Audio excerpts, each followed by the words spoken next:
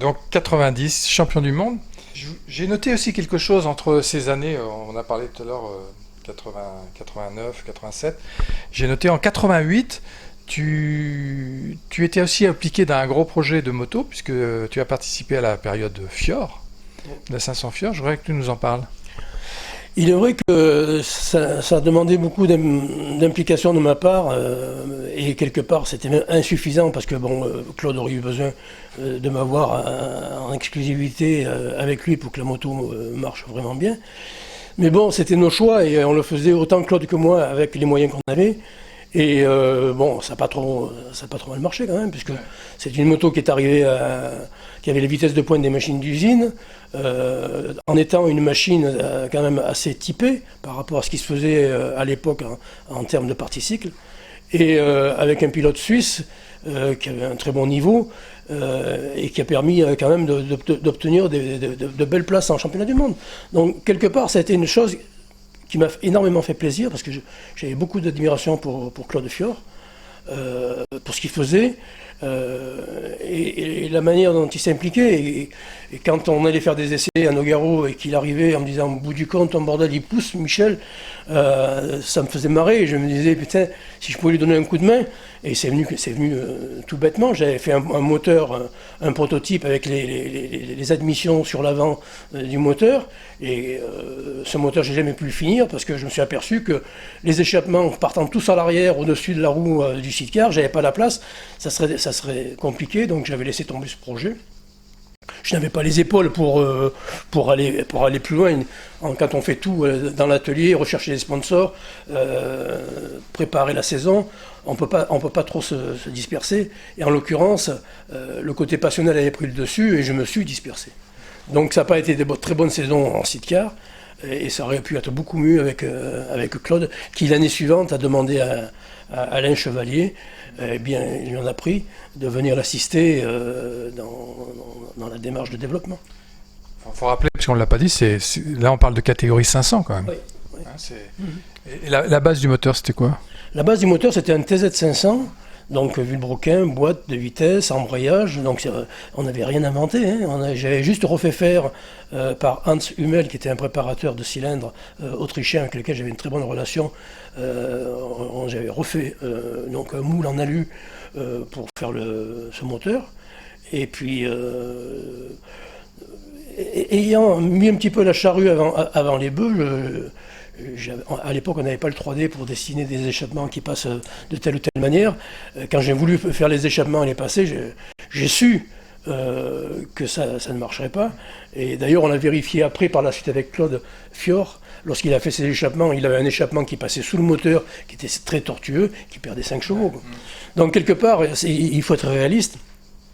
Et il faut se rendre compte de ses erreurs, surtout quand on a fait des erreurs de stratégie, quelque part, d'organisation.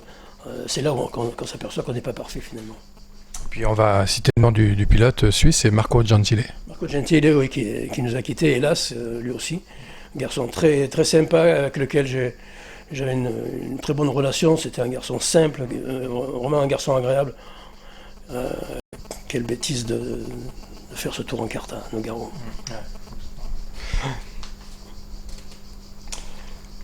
Mais bon, il y a une autre saison, c'est 91, 92, 91 91, ouais, 91, dernière saison. Pendant toutes ces années de sidecar, j'aimerais que tu nous parles un petit peu de l'ambiance, parce que le sidecar, c'est trois roues. On se demande toujours comment étaient accueillis les sidecaristes au milieu des pilotes solo. Tu m'as donné des exemples, par exemple sur Barichine qui était intervenu. Je pense que l'ambiance était bonne quand même. Il n'y avait aucun problème, on ne parlait pas de discrimination ou quoi que ce soit. On faisait partie, c'est pas tellement comme maintenant où le sidecar, si on peut tirer un coup de pied dans les bottes pour pas qu'il vienne nous faire chier avec ses fuites d'huile, sa gomme et tout le reste. Voilà, enfin bref, on avait une très bonne entente. Comme je te l'ai dit, Barichine était intervenu lors du deuxième Grand Prix que j'avais fait en 1976.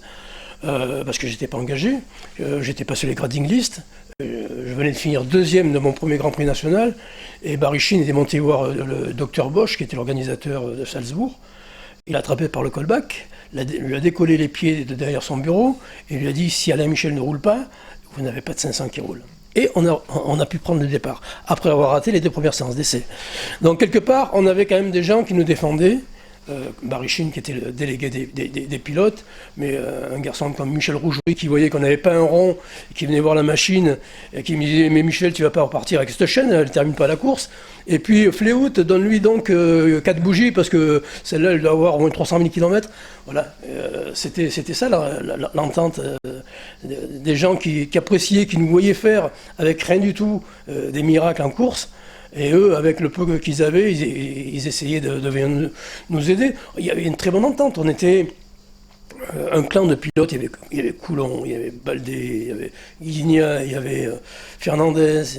Tous ces gens-là, on faisait partie de la même famille. Il y avait Jackie Ito, il y avait des tas de gens anonymes, pour ainsi dire, dans le milieu des Grands Prix, mais on était là, on était solidaires. Patrick avait souvent une voix, on dit Patrick, Alain, t'as pas un segment, j'ai plus de segment, et les pistons, il t'en a pas 2 des fois qui traînent.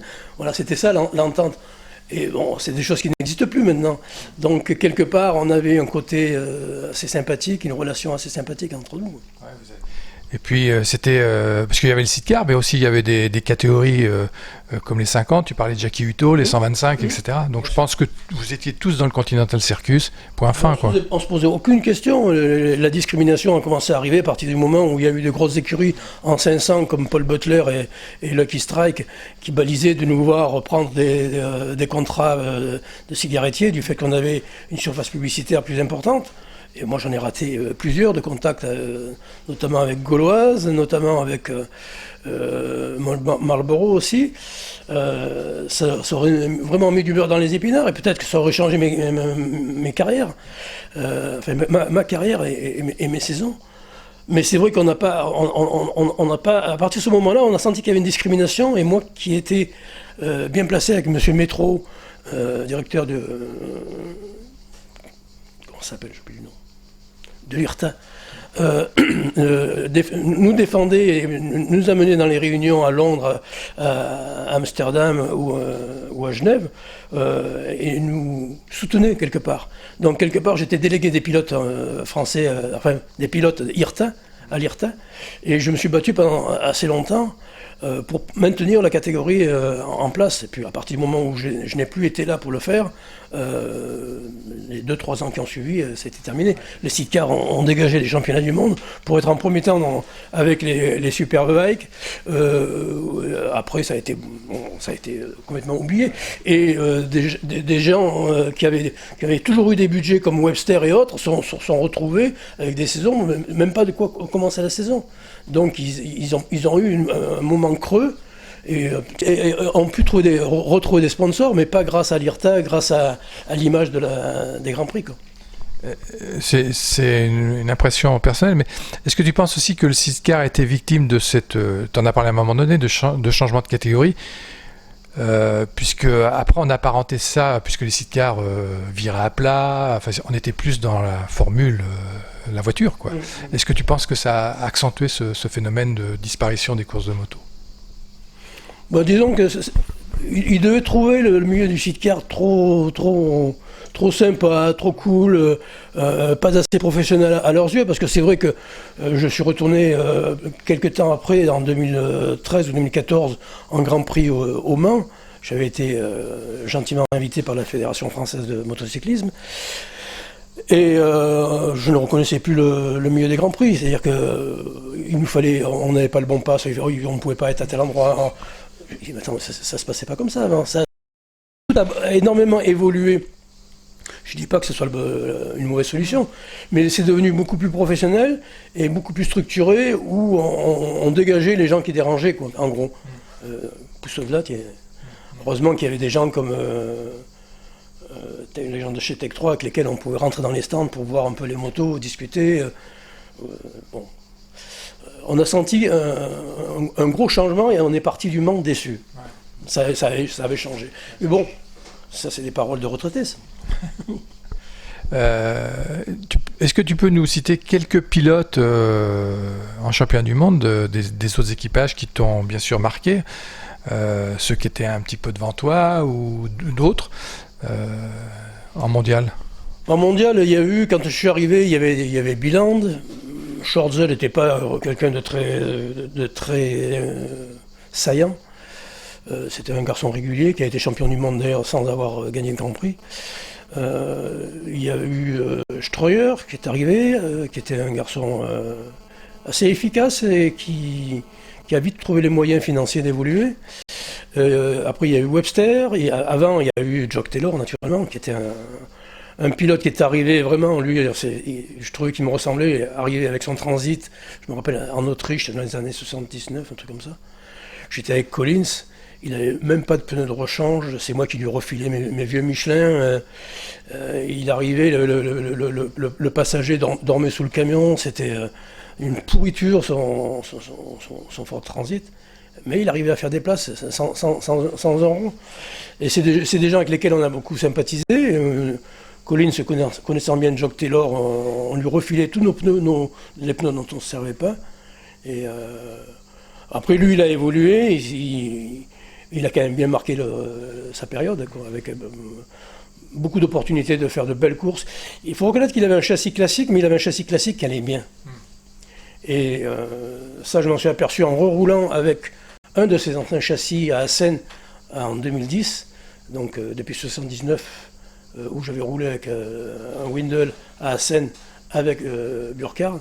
On a vraiment compris la facilité qu'il y avait de rouler à Assen, alors que nous, on avait à l'époque une machine qui était en comparaison très difficile à conduire.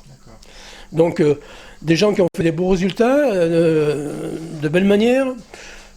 Après, d'autres pilotes, le plus grand pilote pour moi, ça reste quand même Rolf Biland, qui a su tenir longtemps, qui a fait des résultats, qui a vraiment été très fort et toujours été très réglo. Je dois dire qu'à travers toutes mes saisons de Grand Prix, il n'y a jamais eu d'accroche en quoi que ce soit avec tous ces pilotes. Ça a toujours été réglo, ça a toujours été honnête. La seule fois où Biland a fait une petite erreur, il a voulu me prendre au freinage, aux essais, pour tester le freinage de la source. Et je l'ai entendu arriver, j'ai entendu le souffle arriver, j'ai dit là il ne faut pas tourner. J'ai tiré tout droit avec lui. Et il est venu s'excuser à plat de couture dans la seconde qui a suivi. Et quand je vois ce qui se passe maintenant, on est loin de la correction. Et je ne parle pas forcément que de moto, je parle aussi de F1 ou d'autres courses où on les voit se taper les uns les autres. Ça, c'est des choses que ça n'arrivait pas. On se tapait parce qu'il y en avait un qui faisait un écart, l'autre qui le déboîtait pour l'éviter, un truc comme ça. Mais c'était jamais volontaire, quoi. Donc, quelque part, une grosse différence d'attitude. Et ça, je trouvais que c'était le côté un peu noble de la course de l'époque, de ces courses de l'époque. Et parmi les Français, parce que c'est vrai que tu as, entre guillemets, occulté ces années-là, mais il y avait d'autres équipages sidecar en français d'engagés. Tu peux nous en parler un petit peu ? Oui, il y en avait 3 ou 4 qui roulaient plutôt bien. Il y avait Jean-Louis Millet, il y avait Pascal Laratte, il y avait Ivan Nikorski, qui faisaient de très bonnes places en championnat du monde. Jean-Louis Millet a été champion d'Europe à Hockenheim d'ailleurs, en 86 ou 87. Je ne me rappelle pas exactement. Donc ils avaient un très bon niveau. Pascal Laratte était aussi un très bon pilote qui aurait eu un peu plus de moyens financiers et un passager un peu moins vieux. Le passager qu'il avait était âgé, mais il avait une bonne caisse. Mais il aurait fallu avoir du sang jeune. Pour arriver, parce qu'un passager, pour avoir confiance en un passager, je dirais que les passagers avec lesquels j'ai eu les meilleurs résultats étaient des gens très motivés. Les 2 Anglais que j'ai eus, Collins et Simon, étaient vraiment des tops. Burkhardt était un top. Jean-Marc était un top, mais ce qui lui manquait, c'était peut-être la motivation, le brin de folie qui m'aurait permis de mieux me lâcher. Mais bon, moi j'ai toujours respecté l'attitude des gens, leur manière de faire et leur disponibilité. On ne peut pas demander l'impossible à des gens qui ont un métier, qui font ça par passion. On recentre les choses, on n'est pas des machines quelque part. Donc je trouve qu'il faut savoir respecter son passager en premier. Et pour moi, respecter le passager, c'est... ma plus grande fierté, c'est de ne jamais en avoir blessé un gravement, quoi. parce que d'autres, comme Jock Taylor qui en ont tué un, Mathias en a tué.